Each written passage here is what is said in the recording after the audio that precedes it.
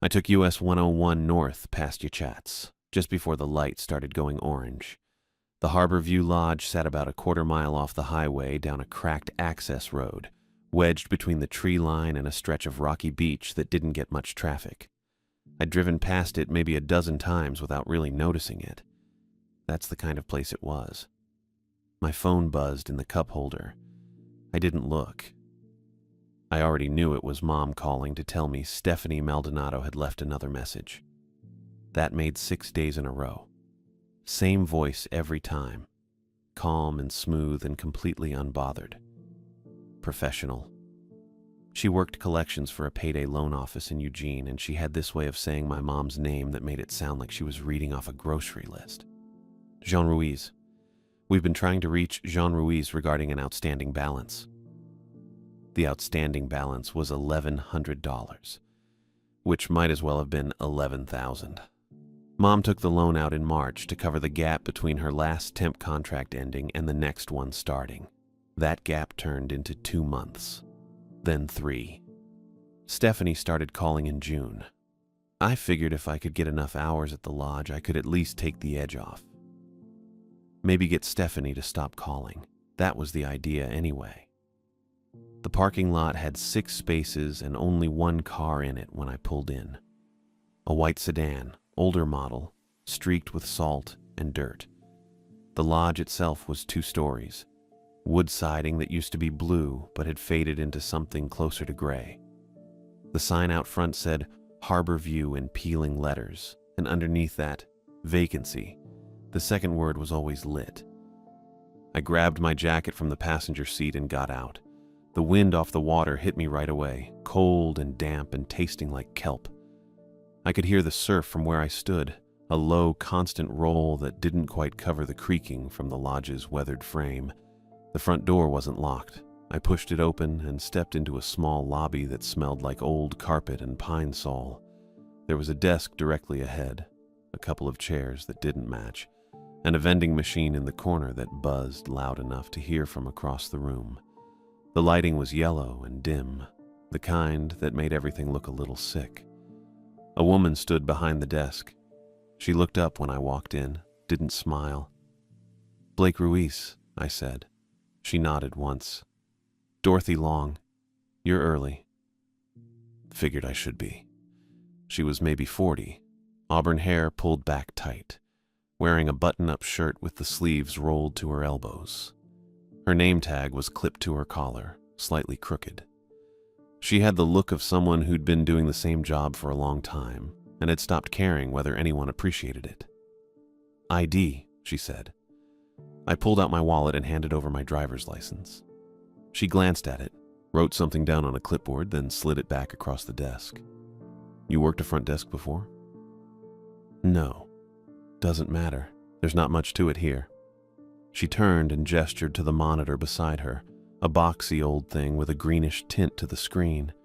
It showed 4 camera feeds, each one grainy and washed out.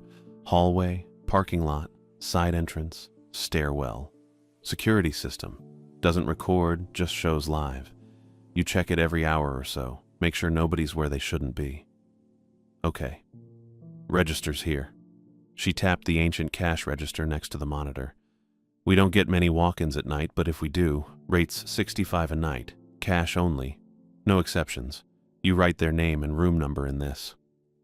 She pulled out a spiral notebook, half the pages already filled with cramped handwriting. "Don't let anyone check in without ID. Don't let anyone in who's clearly messed up. Use your judgment."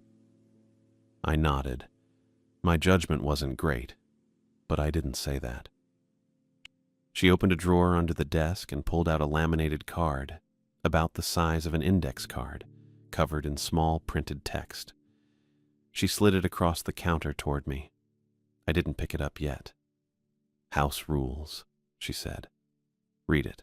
Follow it. Job stays easy if you do." I glanced down at the card.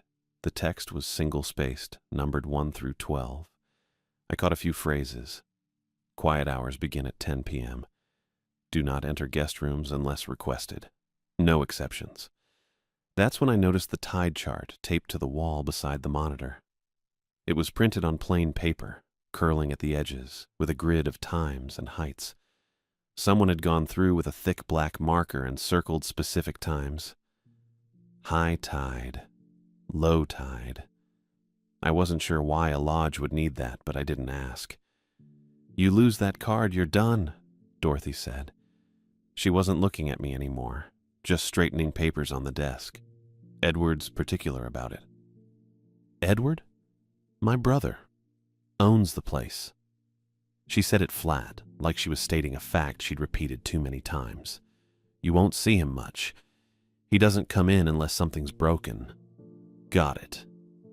She bent down and came back up with a small can, the kind you'd find at a hardware store. Drywall screws. She set it on the desk between us with a dull metallic sound. "Keep this behind the desk," she said. "Guests ask for screws sometimes. Picture frames, luggage, whatever. You hand them 3 or 4, no more. Don't let the can out of your sight and don't lose it." I stared at the can. It was beat up, dented on one side, with a label that was half scraped off. "Okay. I'm serious. You lose it, that's a problem. I won't lose it." She held my eyes for a second, then nodded. "Your shift's 10 p.m. to 6 a.m., weeknights only for now. If it works out, we'll add weekends. You get $200 a week, cash, paid Fridays. No taxes, no paperwork. That work for you?" 200 wasn't much, but it was fast and it was quiet. "Yeah." "Good." She grabbed her jacket from the back of the chair and shrugged it on. "Lock the front door at 11. Don't open it after that unless it's an emergency. Phone's under the desk if you need it, but cell service is trash here, so don't count on it. Questions?" I had about a dozen, but none I could put into words yet. "No." "Then you're set." She walked past me toward the door, keys jingling in her hand. She paused with her hand on the handle and looked back. "Respect the building, Blake. It's been here longer than either of us." I didn't know what to say to that, so I just nodded. She left. I heard her car start up outside, gravel crunching under the tires as she pulled out of the lot. Then it was just the wind, the surf, and the hum of the vending machine. I stood there behind the desk with the laminated card in front of me, the can of screws beside the register, and the tide chart on the wall marking times I didn't understand yet. The lodge was quiet in a way that felt too big for the building. After Dorothy left, I picked up the laminated card again. The edges were soft, not worn exactly, but rounded in a way that made me think people had been handling it for a long time. I tilted it under the yellow overhead light and read through the list. Rule 1. Quiet hours begin at 10 p.m. Rule 2. Do not enter guest rooms unless requested. Rule 3. Never open room 11. I stopped there, read it again. Never open room 11. Not room 11 is under renovation or room 11 is unavailable. Just never open it. Rule 4. If the lobby phone rings once after 1:40 a.m., unplug it immediately. Rule 5. Wet sand must be swept into the mop sink and rinsed with cold water only. Rule 6. Remain behind the desk from 2:12 to 2:26 a.m. Do not leave for any reason. Watch the tide chart. Rule 7. If a guest requests screws, provide exactly 7. I set the card down, picked it up again. The whole thing felt like someone messing with me. That was my first thought. Dorothy had this dry way of talking, and maybe her brother Edward was the kind of guy who thought it was funny to freak out new hires. Make up a bunch of weird rules, see how long it takes before the night clerk calls asking what's real and what's not. But some of the details didn't fit that. I brought the card closer. The laminate had a faint smell. Mildew, I think, and salt. The kind of smell you get from things that sit in damp coastal air for years. The text itself was typed, probably on an old typewriter because the letters weren't quite even. The number 6 in Rule 6 sat a little higher than the rest of the line. I looked up at the keyboard on the wall behind the desk. 12 hooks, each with a number stamped on a small metal tag above it. Rooms 1 through 12. Most of the hooks were empty. A few had keys hanging from them, the old-fashioned kind with actual metal teeth and plastic diamond-shaped tags. Room 11's hook was empty. That made sense if the room was off limits. But the thing that got me was the hook itself. It was worn smooth. The metal had this dull shine, the kind you see on handrails or door handles that people touch every single day for years. If no one was supposed to open room 11, why did the hook look like that? I set the card on the desk next to the register, rubbed my eyes. Probably I was overthinking it. Dorothy had been serious about the screws too, and that was just about keeping track of supplies. Maybe Rule 3 was the same thing. Maybe room 11 had a busted lock or a mold problem and Edward didn't want to deal with liability. Still felt weird though. I glanced at the tide chart. The time circled in marker didn't mean anything to me yet. High tide at 2:18 a.m., low tide at 8:36 a.m. I'd grown up on the coast, but I'd never worked a job where tide schedules mattered. The clock on the wall above the monitor said 9:53. 7 minutes until my shift officially started. The night began normal enough. The vending machine kept humming. It was one of those sounds that disappeared after a while. But every few minutes I'd notice it again, and it'd bug me for a second before fading back out. The surf was audible through the walls. Not loud, just present. A low repetitive wash that made the whole building feel like it was breathing. I checked the monitor. 4 feeds, all grainy and washed out in night vision green. Top left, the parking lot. My car and the white sedan Dorothy mentioned. No movement. Top right, the side entrance. A steel door with a push bar, some kind of faded warning sticker I couldn't read on the feed. Bottom left, the hallway. Narrow, bad lighting, doors on both sides. I counted 6 visible. The angle didn't show the far end, bottom right. The stairwell. Concrete steps, metal railing, nothing else. I was supposed to check these every hour. I figured I'd probably check them more often than that just because there wasn't much else to do. The front door was still unlocked. Dorothy said to lock it at 11. I had the key on the desk, a brass thing on a retractable chain. I opened the spiral notebook and flipped through the pages. Entries going back months, maybe longer. Names, room numbers, dates. The handwriting changed every dozen pages or so. Different clerks, I guess. Some of the entries were just names. Others had notes. Jillian Morse, room 8, no car. Peter Stat, room 3, paid for 2 nights, left after 1. L. Vickers, room 6, asked about the rocks. I didn't know what that last one meant. 10:12. Nothing happening. I leaned back in the chair. It creaked. The building creaked back. The first call came at 10:41. The phone was one of those old beige desk models with a curly cord. It rang loud, rattling in its cradle. I picked it up.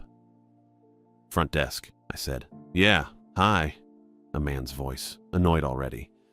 "This is room 6. The mattress in here is like sleeping on plywood." I grabbed a pen. "I'm sorry about that. I can see if we have, and the walls are thin. I can hear everything. The people upstairs sound like they're moving furniture." I glanced at the monitor. The hallway feed didn't show movement. "I'll make a note. Is there anything I can you bring up some extra blankets? Maybe that'll help." "Sure, I can do that. Thanks." He hung up. I wrote it in the notebook. Miguel Buck, room 6, complained about mattress and noise, requested extra blankets. I didn't actually know his name yet, but the register from earlier in the day had it. I checked.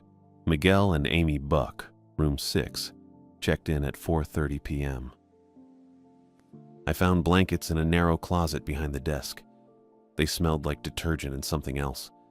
Maybe the same mildew salt smell as the laminated card. I folded 2 over my arm and headed for the stairs. Room 6 was on the first floor, 3 doors down from the stairwell. I knocked. Miguel Buck opened the door. 30-something, sandy blonde hair, shorts, and a hoodie. He looked tired. "Here you go." I said. He took the blankets. Didn't say thanks, just nodded and closed the door. I went back downstairs. The second call came at 11:18. Same guy. The blankets didn't help, Miguel said. I can still hear people walking around up there. Is there another room we can switch to? I checked the keyboard. 4 keys hanging. Rooms 2, 5, 9, and 12 available. I've got a couple options, I said. Room 5's on the same floor, farther from the stairs, or room 9's upstairs, corner spot. What about room 2? That's available too. We'll take that. Okay, I'll bring the key up. I logged the room change in the notebook, grabbed the key for room 2, and climbed the stairs again. Miguel was already standing in the hallway with a duffel bag when I got there. A woman stood next to him. Amy, I assumed. Long chestnut hair, athleisure clothes, tired eyes. She didn't say anything. I handed over the key. Room 2's the first door on the left when you come in the side entrance. Should be quieter. Thanks, Miguel said. Still sounded annoyed. They walked past me toward the stairs. Third call at 11:59. It's still loud, Miguel said. I don't know what's going on, but we can't sleep. I checked the monitor. The hallway feed showed nothing. No movement upstairs. I'm not seeing anyone in the halls right now, I said. It might be the building settling. It's pretty old. It's not settling. It's footsteps. I didn't know what to tell him. I can offer a partial refund if we're staying. Just, can you check upstairs? Make sure no one's stomping around? Sure. I'll take a look. I hung up. Wrote it down. Miguel Buck called again, 11:59 p.m. Complained about noise, requested check of upper floor. I locked the front door first. It was past 11. Then I went upstairs. The hallway was empty, quiet except for the surf outside and the buzz from a light fixture halfway down. I walked the length of it, listening at each door. Nothing. Rooms 1, 3, 4, 7, 8, 10, all silent. Room 11 was at the far end on the left. The door looked the same as the others. Same wood, same tarnished number plate. I stopped in front of it but didn't touch the handle. Never opened room 11. I stood there for a second. Then I turned around and went back downstairs. I called room 2 from the desk phone. Miguel picked up on the first ring. I checked, I said. No one's up there. All the rooms are quiet. Silence on the other end. Then, okay. If it keeps up, let me know. He hung up. I wrote that down too. Logged the time, the outcome. Dorothy said to document everything, so that's what I did. The clock above the monitor said 12:23 a.m. I sat back in the chair. The building creaked. The vending machine hummed.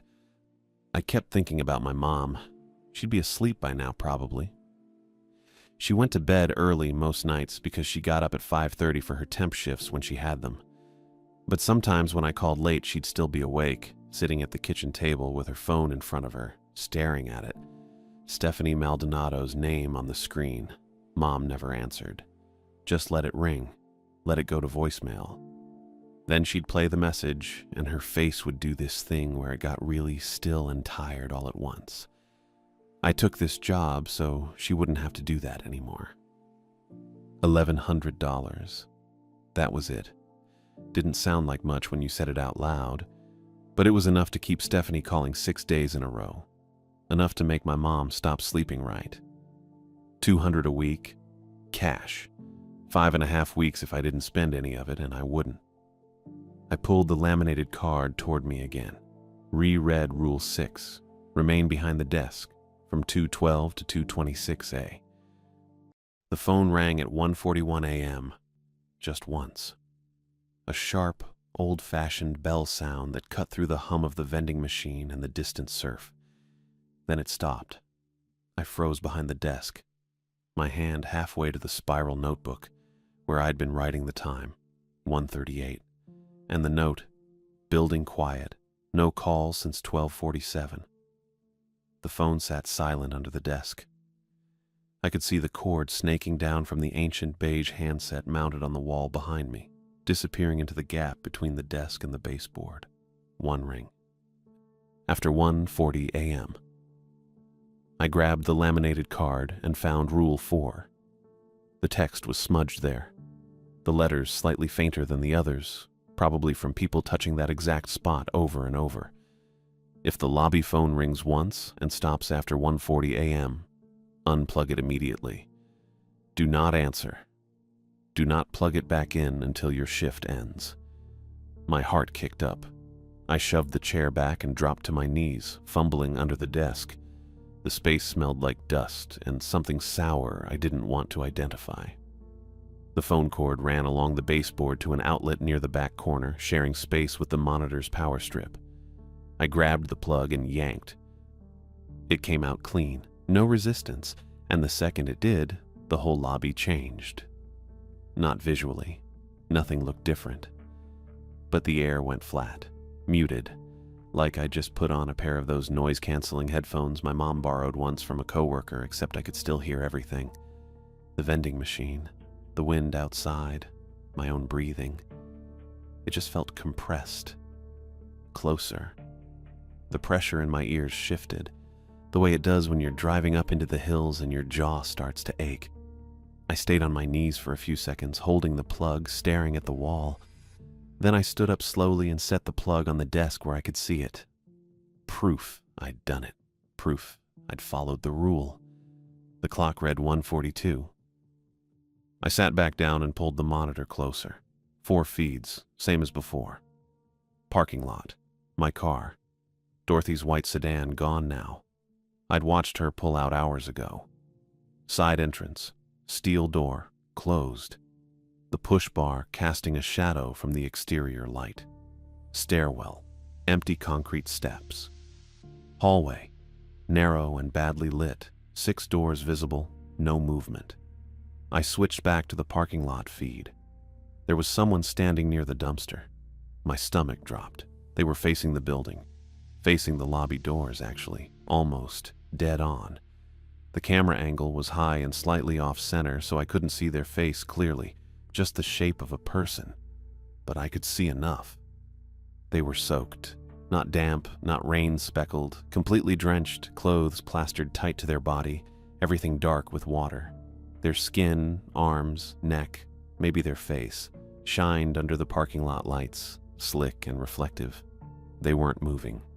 Just standing there, maybe 10 feet from the dumpster, 20 feet from the front doors. I leaned closer to the monitor, squinting at the grainy feed. The person's arms hung at their sides. Their head was tilted slightly, but I couldn't tell if they were looking at the doors or just staring blankly in that direction. The lot lights made everything harsh and washed out, shadows pooling weird around their feet. Around their feet, I looked closer. There was a puddle forming, a small dark circle spreading out from where they stood, wider than it should have been for runoff from wet clothes. I checked the time, 1:44. The figure didn't move. I pulled the laminated card over again and scanned the rules. Nothing about people in the parking lot. Nothing about soaked strangers standing outside at 1:44 in the morning staring at the building. But the phone had rung once, and I'd unplugged it, and now this. I kept my eyes on the monitor. The person stayed still, didn't step forward, didn't step back, just stood there dripping under the lights. I checked the other feeds. Hallway, empty. Stairwell, empty. Side entrance closed, back to the parking lot, still there. My hands felt cold. I rubbed them together and glanced at the front door. Locked. I'd locked it at 11, just like Dorothy said. The deadbolt was turned, the little brass knob horizontal. The figure on the monitor didn't move. I watched for another minute, maybe 2. The clock ticked over to 1:46. The vending machine hummed. The building creaked somewhere upstairs, just the frame settling. Then the phone on the desk rang. Not the lobby phone. That one was unplugged, the cord sitting right there in front of me. The room phone. The intercom system that connected the desk to the guest rooms. I grabbed it on the second ring. "Front desk," I said. My voice came out steady. That surprised me. "Yeah, hi." Miguel Buck. He sounded annoyed, but also tired now. Worn down. "Sorry to call again, but there's a problem with the bathroom." I exhaled. Something normal. Something I could fix. "What's the problem?" "The vent's leaking or dripping. I don't know. There's water and it's getting on the floor and I just..." He paused. "Can you come check it? I don't want it to flood or whatever." "Yeah," I said. "I'll be right there." He hung up. I checked the monitor one more time. The parking lot feed showed my car, the empty spaces, the dumpster, no person, no puddle, just empty pavement under the lights. I stared at the screen, rewound what I'd seen in my head, the soaked figure, the water pooling at their feet, the stillness. Gone.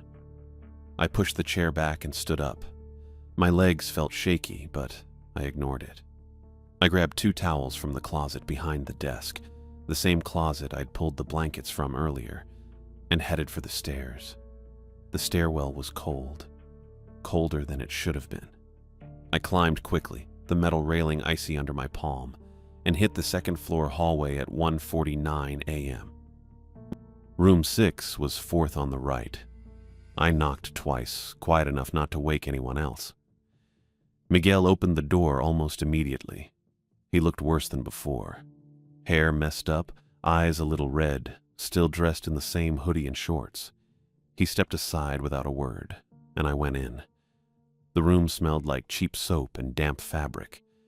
The bed was unmade, covers half on the floor. A duffel bag sat open near the bathroom door, clothes spilling out. "It's in there," Miguel said, pointing. I stepped into the bathroom, small, outdated, tile yellowed with age. Sink, toilet, narrow shower with a plastic curtain pulled half closed. The vent was above the toilet, a square metal grate screwed into the ceiling. I looked up at it. Dry, completely dry. No water, no drips, no condensation. I reached up and touched the grate. Cool metal, bone dry. "I don't see any leak," I said. "It was dripping before," Miguel said from the doorway. He sounded defensive. "I'm not making it up." "I believe you," I said. And I did, actually. "But it's dry now. Maybe it stopped." He didn't respond. I stepped back, scanning the rest of the bathroom for damage. That's when I saw it.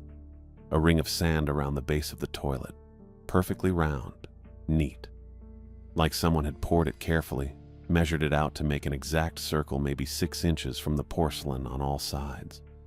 Wet sand, dark and compact, the grains tight together.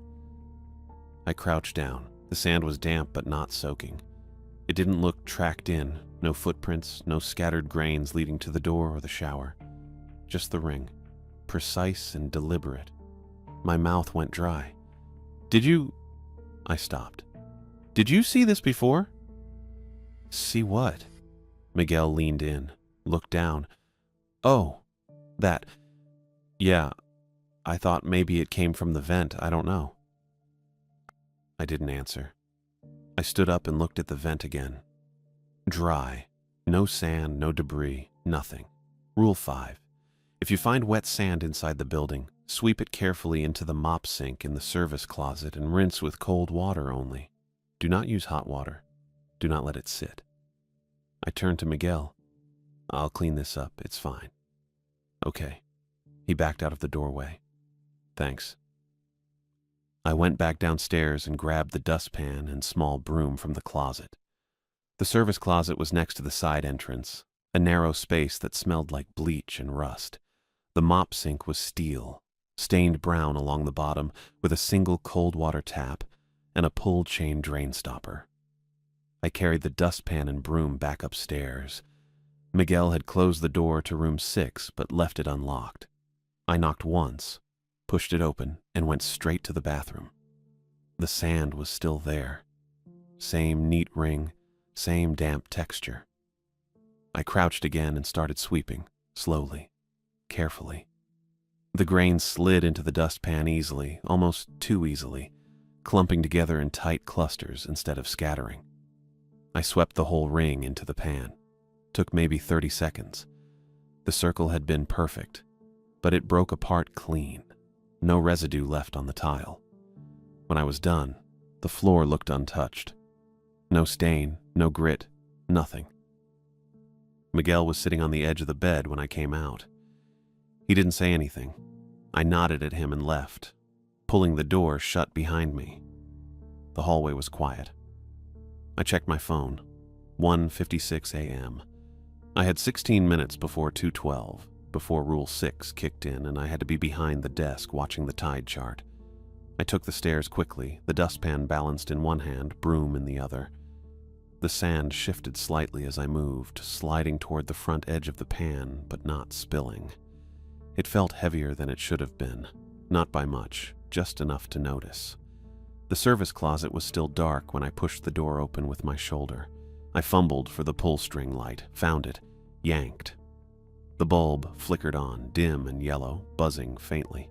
The mop sink sat low against the back wall. I set the broom down and stepped up to the edge, holding the dustpan over the basin. Cold water only. I reached for the tap and turned it. The pipes clanked somewhere in the wall. Then water came out in a steady stream, icy and clear. I held the dustpan under it and tilted. The sand slid out. Fast. Too fast.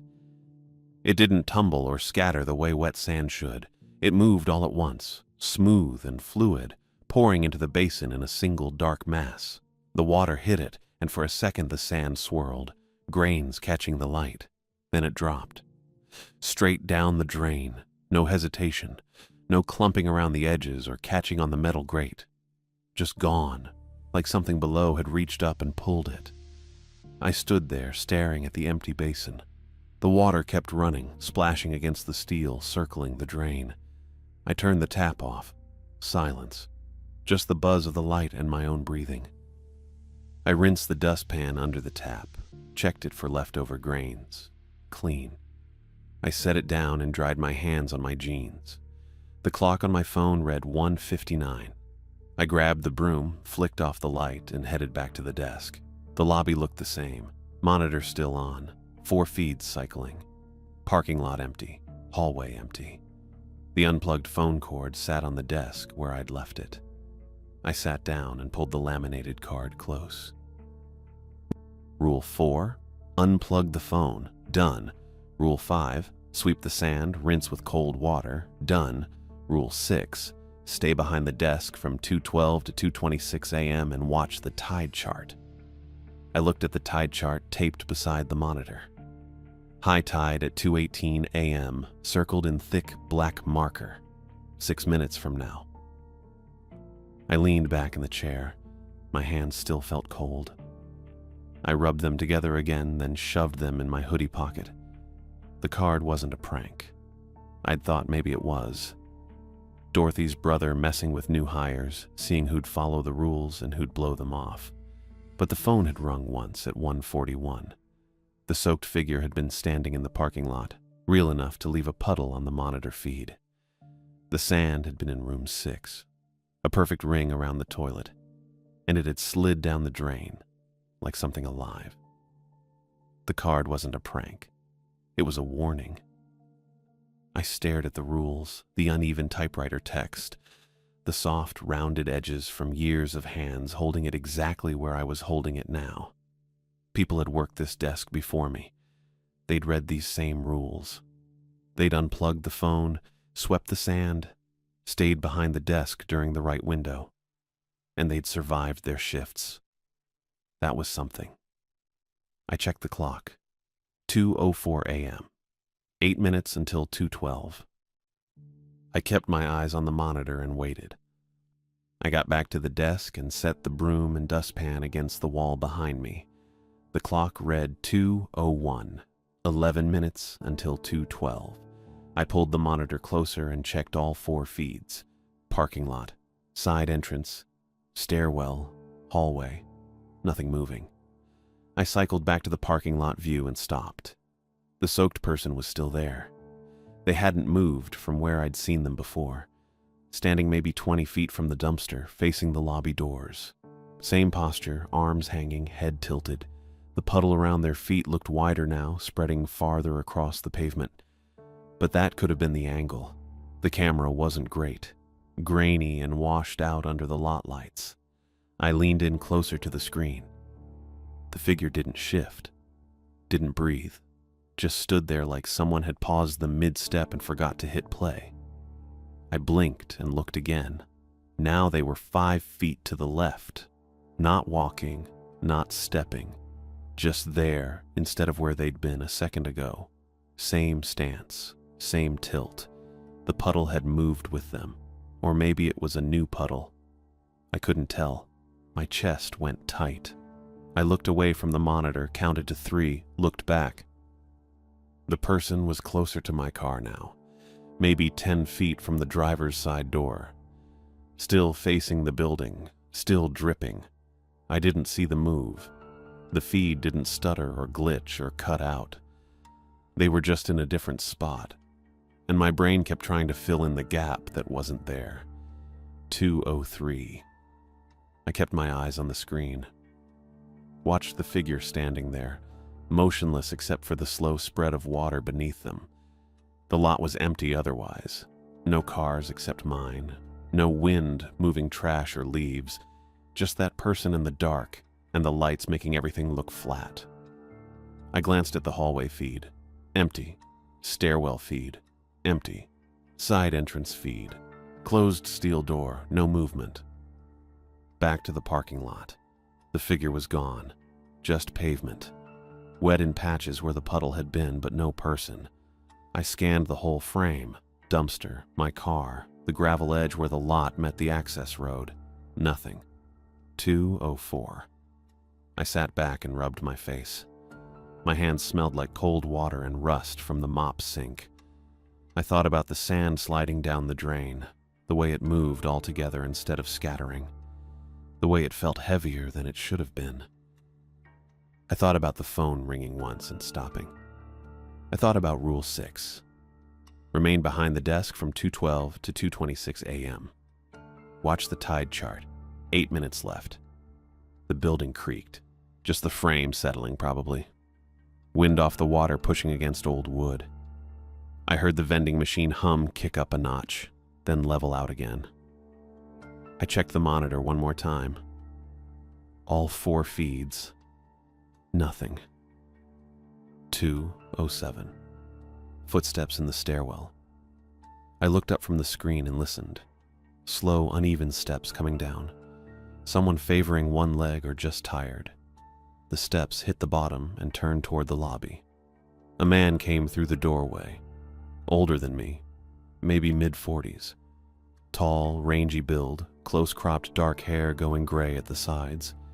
He was wearing work boots and a jacket that looked like the kind utility guys wear, dark blue with reflective strips across the chest and shoulders.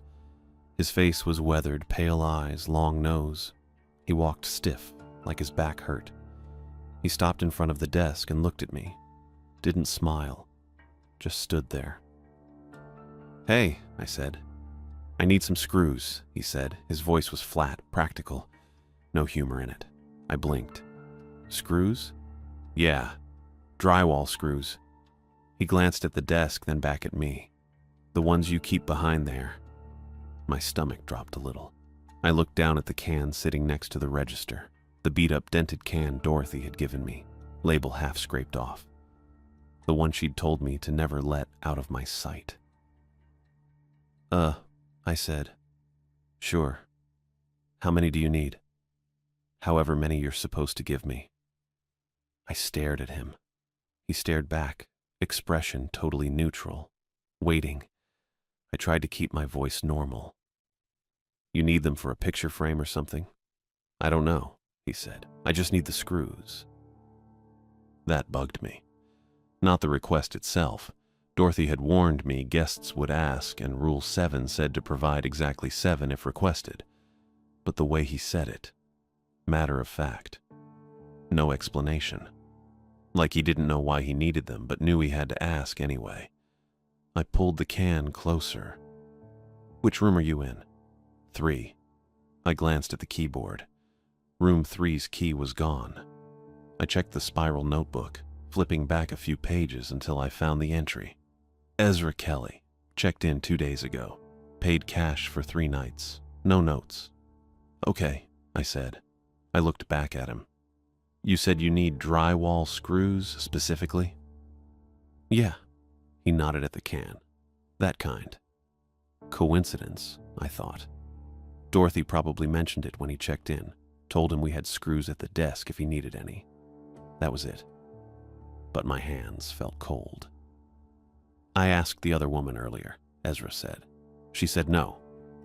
I stopped. What? The woman who was here before. I asked her for the screws and she wouldn't give me any. He frowned a little, like he was trying to remember. I don't know why. I thought maybe I wasn't allowed to have them yet. Dorothy. He was talking about Dorothy. When did you ask her? I said. This afternoon, maybe 4:30 or 5. He shifted his weight, boots scraping the floor. She looked at me weird. Told me to go back to my room. I didn't say anything. Dorothy had been here when I arrived at 9:45 and she'd left maybe 20 minutes later. She would have been here at 4:30. She would have been the one at the desk if Ezra came down asking for screws. And she'd refused him. But she'd told me to give guests 3 or 4 screws when they asked. No big deal. Just for picture frames or luggage. Except Rule 7 said exactly 7, and now Ezra was here asking again, and I didn't know if Dorothy refusing him earlier meant I was supposed to refuse him now, or if the rules had changed, or if this was some kind of test. I don't know why it matters, Ezra said. He looked honestly confused. It's just screws. I reached for the can and pulled it toward me. The metal was cold under my fingers. I unscrewed the lid. It stuck a little, then gave, and set it on the desk. Inside were maybe 24 screws.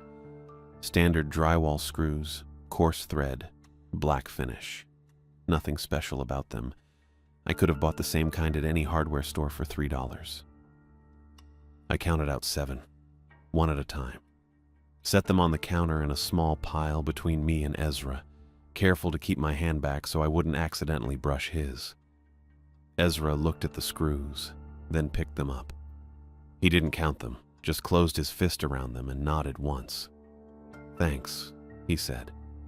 He turned and walked back toward the stairwell, boots heavy on the floor.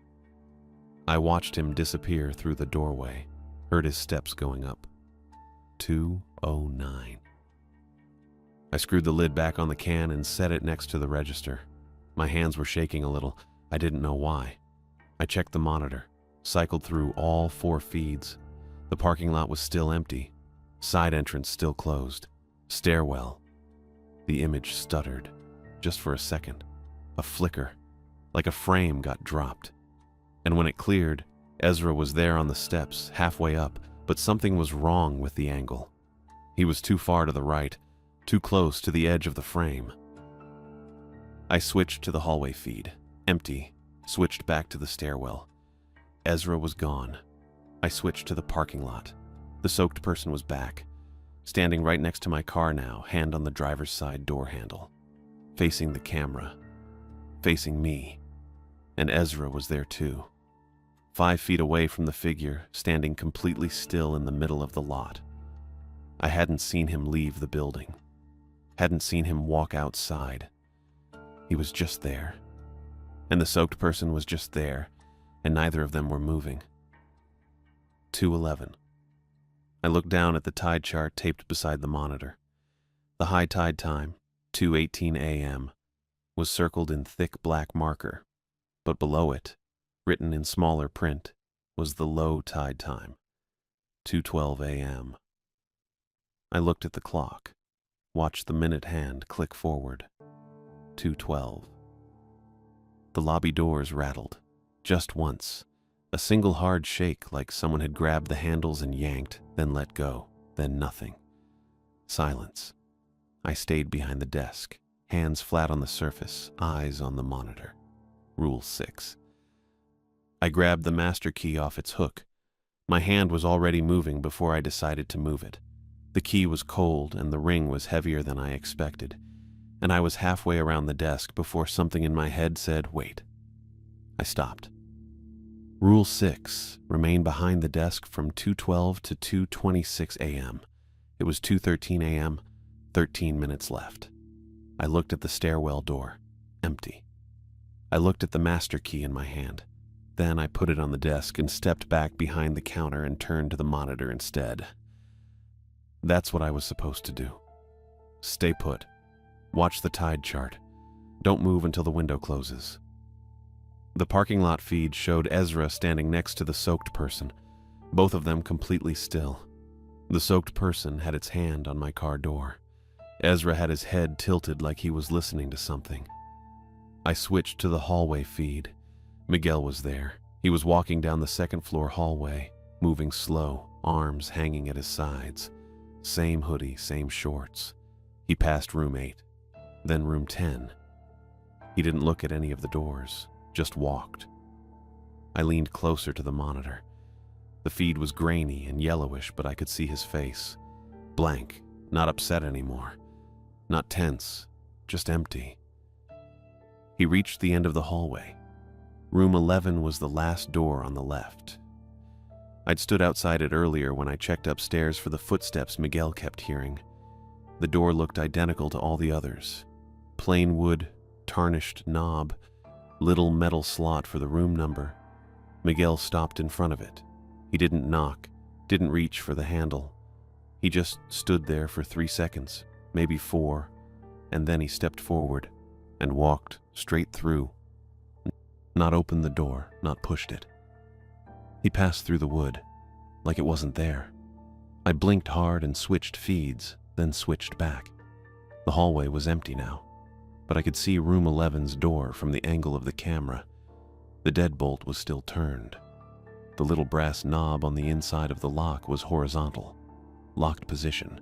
No one had opened it. The hallway lights flickered, just once. A quick dimming and then back to normal. When they steadied, Miguel was gone from the feed completely. I checked the stairwell, empty. I checked the side entrance, closed. I checked the parking lot. Ezra and the soaked person were both still there, but now Ezra had turned slightly and was facing the building. The soaked figure hadn't moved, still had its hand on my car. I checked the hallway again. Nothing. Just 6 doors and bad lighting in the far end where room 11 sat with its deadbolt locked. The clock on the wall read 2:14 a.m. 12 minutes left. I wanted to run upstairs. I wanted to grab the master key and unlock room 11 and see what was inside. See if Miguel was in there. See if he was okay. See what the hell was happening in this building that made a man walk through a locked door. But I didn't move. I stayed behind the desk, hands flat on the surface, eyes on the monitor. That's what the laminated card said to do. Stay put from 2:12 to 2:26. Watch the tide chart. Don't leave the desk. I didn't know why. I didn't know what would happen if I broke the rule. But I'd followed the others, and nothing had gone wrong yet. The sand went down the drain. The phone got unplugged. I gave Ezra exactly 7 screws, so I stayed. The minutes dragged. I kept cycling through the feeds. Parking lot, side entrance, stairwell, hallway. Parking lot, side entrance, stairwell, hallway. Nothing changed. Ezra didn't move. The soaked person didn't move. The hallway stayed empty. At 2:18 a.m., the building creaked. A long, low groan from somewhere above me. I looked up at the ceiling. The sound moved across the lobby, slow, like weight shifting on old beams. High tide. I looked at the tide chart taped beside the monitor. The 2:18 a.m. marking was circled in thick black marker. High tide, right now. The groan faded. The building went quiet again. 2:19 a.m. 7 minutes left. I checked the parking lot feed. The soaked person had moved. It was closer to the building now, halfway between my car and the front doors. Ezra was still in the lot, but further back, near the dumpster. I hadn't seen either of them walk. They just relocated. The soaked person's head was tilted up now, looking at the camera, looking at me. I could see its face better from this angle. Pale, slick, eyes open, but wrong, too wide. No blinking.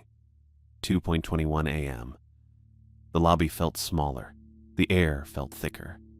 I kept my hands on the desk and my eyes on the monitor, and I counted the seconds in my head, because looking at the clock made time move slower. 2:23 a.m. The hallway feed flickered again. For half a second I thought I saw someone standing outside room 11. A shadow, taller than Miguel, but when the feed steadied, the hallway was empty again. 2:25 a.m. 1 minute left. I watched the clock. Watched the second hand crawl. 50 seconds. 40. 30. At exactly 2:26 a.m., the lobby doors clicked. A single sharp metallic sound, like a deadbolt sliding open, like someone had just unlocked them from the outside. But no one was at the doors. I could see them through the glass. Empty steps. Empty gravel lot beyond. I looked at the monitor. The soaked person was pressed against the glass now. Face close. Right up against the door. Nose touching. Hands flat on either side of its head. It was staring in. Staring at me. I could see the details now. The skin wasn't just wet.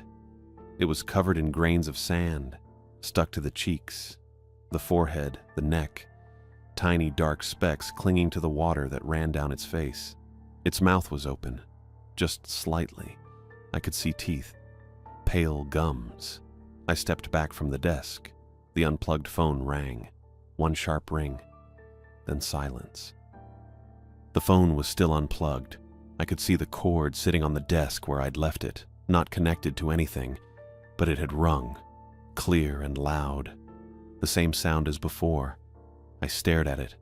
The old beige receiver sitting in its cradle, the coiled cord hanging loose. I was so tired. Tired of the rules. Tired of the laminated card. Tired of doing exactly what I was told without understanding why. Tired of watching people vanish and reappear and walk through locked doors while I sat behind a desk and did nothing. I picked up the receiver. Static at first, wet crackling, then sounds underneath, breathing maybe, or something close to breathing, strained, thick, like someone trying to speak through water. I pressed the phone to my ear and waited. The sounds shifted, formed something close to words, slow, distorted.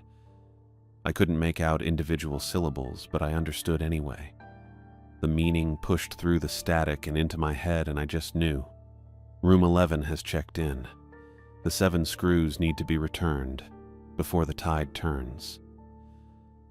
I looked at the tide chart. Low tide was listed at 2:12 a.m. in small print, but that had already passed.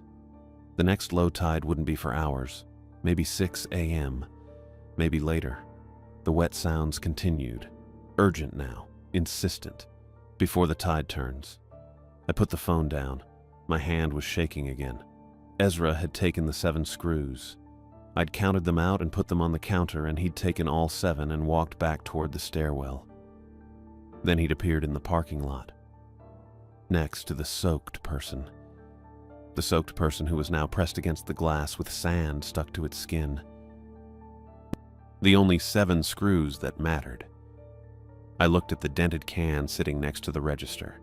It still had screws inside, maybe 20 left, but those weren't the right ones. The 7 I'd given Ezra were the ones that mattered, the ones Dorothy had told me to keep behind the desk, the ones Rule 7 said to provide if requested. Exactly 7. And now Room 11 wanted them back. I could wait for Dorothy. Call her. Tell her what happened. Let her fix it. But the tide chart didn't care about Dorothy. The tide was already turning. High tide at 2:18, low tide coming, and Room 11 had checked in. I grabbed the can of screws, then I ran for the stairs. I took the stairs 2 at a time, the can of screws rattling in my grip. The hallway upstairs was still empty. The lights flickered once when I reached the top, but steadied. Room 3 was 4th on the left. I knocked first. Stupid, probably, but I did it anyway. No answer. The door was unlocked. I turned the handle and pushed it open. The room was empty. Not empty like someone had just stepped out. Empty like no one had been there at all. The bed was still made, corners tucked tight, the kind of hospital precision Dorothy must have done during turnover. The bathroom light was off. I flipped it on. Sink dry, toilet clean. No towels on the floor, no soap moved, no condensation on the mirror. Ezra Kelly had checked in 2 days ago, paid cash for 3 nights. I'd seen it in the notebook, but his room looked like a display. I backed out and pulled the door shut. My hand was still shaking around the screw can. I turned toward the end of the hall. Room 11 was down there on the left. Last door. The deadbolt was still horizontal through the little window in the strike plate. I started walking. The air changed about halfway down, got colder. Not draft cold, thick cold, the kind that sits in your chest and doesn't move. I could see my breath by the time I reached the second to last door. That's when I saw them. 7 screws, laid out in a perfect straight line on the carpet directly in front of room 11's door. Damp. Dark spots spreading into the fibers under each one. I stopped. They were the ones I'd given Ezra. Had to be. Same size, same dull silver finish. Placed deliberately, evenly spaced, like someone had used a ruler. I looked back down the hallway. Still empty. The stairwell door was closed. I didn't want to touch them. I went back to the service closet and grabbed the first towel I saw, a rough white one with a brown stain along the edge. I folded it twice and crouched in front of the screws, scooping them up through the fabric without letting my skin make contact. They felt heavier than they should have. The dampness soaked through the towel almost immediately, cold and slick. I stood and turned back toward room 11. The air was worse now, colder, wet. I could taste salt. The deadbolt moved. I watched it happen, slow, deliberate. The horizontal bar rotated counterclockwise inside the strike plate, pulling back into the housing with a soft metallic scrape. The latch shifted next. I heard the bolt tongue slide free of the strike plate.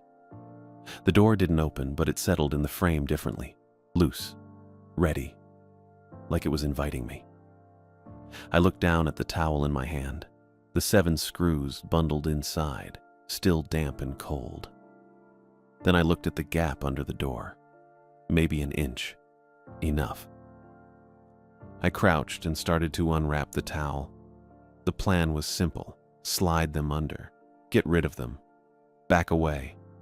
I got the first screw to the threshold when I heard footsteps behind me. Slow. Uneven. The same rhythm I'd heard on the monitor. I turned my head. Amy Buck was walking toward me from the stairwell end of the hall. Same blank expression Miguel had worn. Arms hanging, eyes open but not focused on anything. She was barefoot, wearing a t-shirt and loose pants, hair loose around her shoulders. She didn't react to me, didn't slow down or speed up, just kept walking. I looked back at the door, at the screws, at the gap underneath. That's when I got it. They wanted me here. Wanted me crouched at the threshold with something in my hands, exposed, distracted. The screws weren't something I needed to return. They were bait. I dropped lower, pressed my palm flat against the carpet, and drove the first screw down hard into the door jamb where it met the floor. The tip punched through the worn fibers and bit into wood. I pulled the master key off my belt loop and used the flat metal edge of the bow to hammer it deeper, angling it so the threads caught the frame and the door's bottom edge both. Amy was 10 feet away. I grabbed the second screw and drove it in next to the first, then the third. The key bent under the pressure but held. Amy was 5 feet away. 4th screw. 5th. I was jamming them in fast now, not caring about angle or depth, just forcing them down through the carpet into the wood, creating a crude barrier that locked the door's edge to the frame. Amy collided with me.